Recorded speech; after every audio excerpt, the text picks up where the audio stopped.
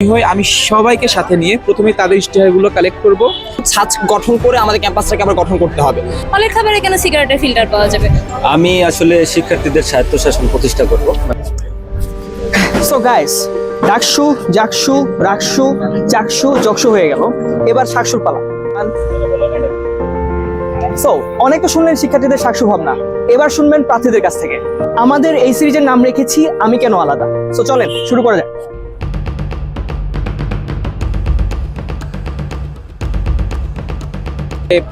নির্বাচিত হই।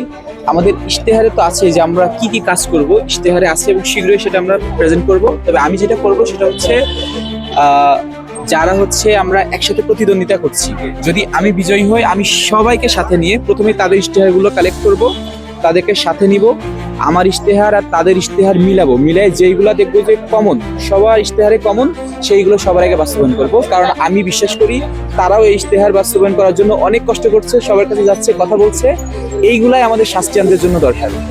আমি আসলে শিক্ষার্থীদের স্বায়ত্তশাসন প্রতিষ্ঠা করব, মানে শিক্ষার্থীদের যা চাবে সেই অনুসারে ক্যাম্পাস চলবে।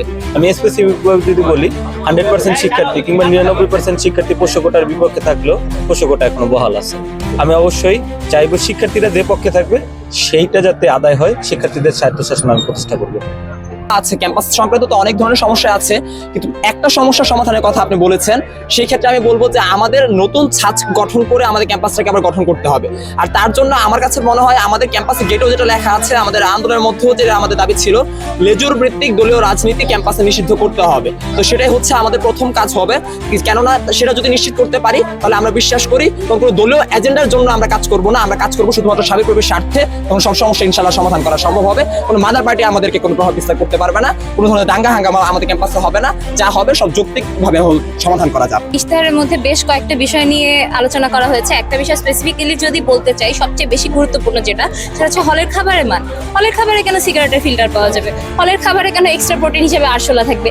এই জিনিসগুলো নিয়ে আসলে কাজ করতে চাই। সেই সাথে পানি এবং আদার যে স্বাস্থ্যসম্মত পরিবেশ রক্ষার যে ব্যাপারটা, সেটা আসলে কনফার্ম করতে চাই। সেই সাথে আরো অনেকগুলো ইশতেহার আছে। এই তো ব্যাপার আসুক যে প্রথমত আমি যেটা করতে চাই সেটা হচ্ছে আমাদের বিশ্ববিদ্যালয়ের শিক্ষার্থীরা অনেক সময় অনেক বিপদে পড়ে, যেমন তাদের পুলিশি হেল্পের দরকার হয়, তাদের আমাদের বিশ্ববিদ্যালয়ের রেজিস্টার বিল্ডিংয়ে তাদের সহায়তার প্রয়োজন হয়, প্রক্টর অফিসে তাদের সহায়তার প্রয়োজন হয়।